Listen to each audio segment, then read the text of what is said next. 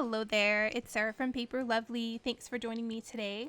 I have got a Watercolor Wednesday for you, and I'm going to be using an image from Stamping Bella. This is called Willow the Witch.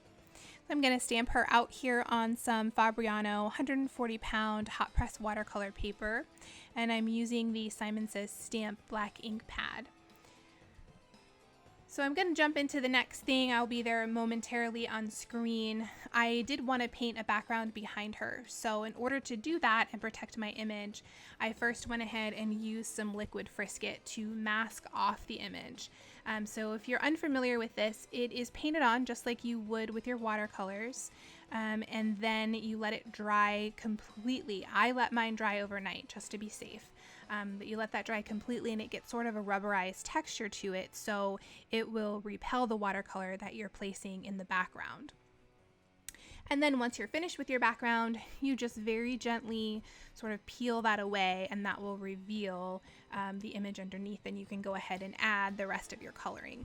So one thing I will mention with that, if you're new to that product, is you do want to have a designated Frisket brush, because like I said, when this dries, it does get a rubberized texture to it. And I can tell you that from years of watercoloring and using this, I have never had a brush that did not at least have a little bit of that, you know, those rubberized pieces left in it, no matter how hard I washed or how many times I dipped it in water in between uses. So you just definitely don't want to use a super expensive brush on this, and you want to sort of designate that that's going to be your Frisket brush. So I'm adding in some blues and a little bit of green, and then of course some black to create my night sky. And I'm going to add some stars there using some Mr. Huey's white spray mister. I actually don't ever spray mine. I put it on a stamp block and then just use my paintbrush to flick off of the edge to give me some little tiny stars there.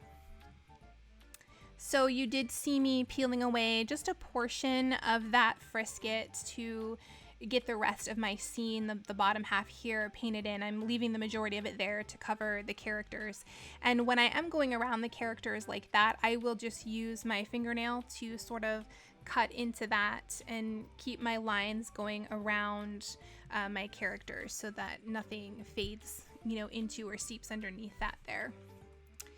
Now that I've got the bottom half painted in, I'm just gonna take my finger and very carefully just roll that Frisket back to get that revealed, and then I can go ahead and paint in the rest of my scene. So for those of you who enjoy the process, I am going to go ahead and turn up the music for you, and for those of you who just want to watch me put the card together, you can go ahead and skip to around the 8.5 minute mark.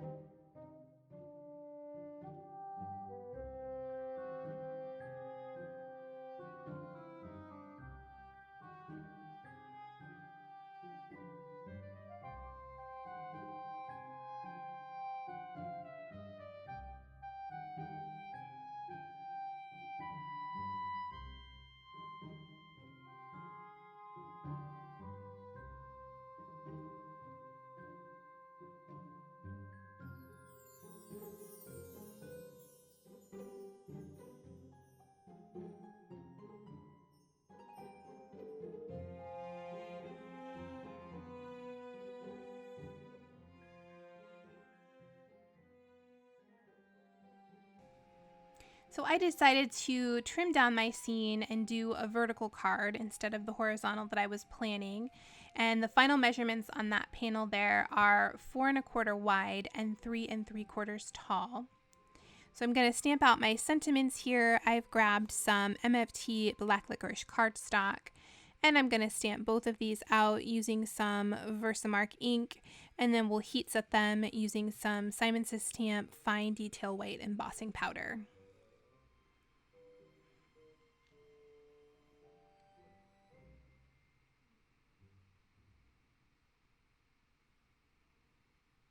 I am hitting that really well here with my anti-static powder.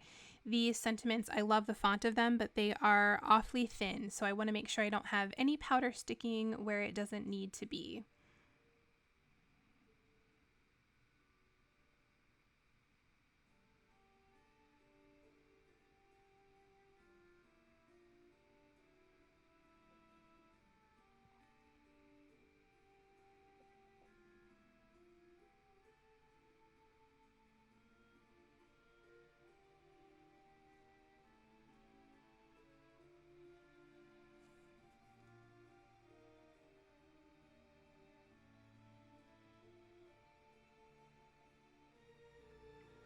I've gone ahead and trimmed this down into a sentiment strip, and this measures roughly just over about a 1/2 inch. It's about 5/8 of an inch. I'll add some Scor-Tape behind that. I'm going to place that right along the bottom of my panel here, just sort of keeping that right in the center there between the bottom of my panel and the bottom of the card base. Go ahead and trim off that excess. And this card base is made from MFT's Razzleberry cardstock. I'm going to pop that panel up here with some Scotch foam tape. Peel away that backing.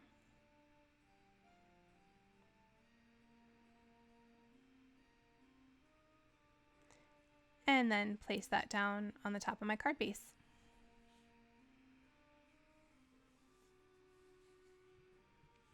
Lastly, I thought I would add a little bit of shimmer, so I'm going to hit the ghost as well as the brim of her hat with my Nuvo shimmer pen. Here for the inside, I decided I wanted to stamp out that boo sentiment. I had previously embossed it when I did the other one, but decided I wanted the inside to be a little bit cleaner. Just giving you a quick look there, the way that I line up these rubber stamps when I'm stamping directly on a panel like this is with a post-it note. I just like to make sure it's nice and straight first. I did add some ATG to the back there, place that on the inside of the card base, and that will complete the card for today. Here are a few close-ups of the finished card. In the description box below, you'll find my blog post, which has additional photos and links to the supplies I used. If you enjoyed the video, please leave me a comment or a thumbs up and subscribe for more. Thanks again for watching, and I'll see you in the next video.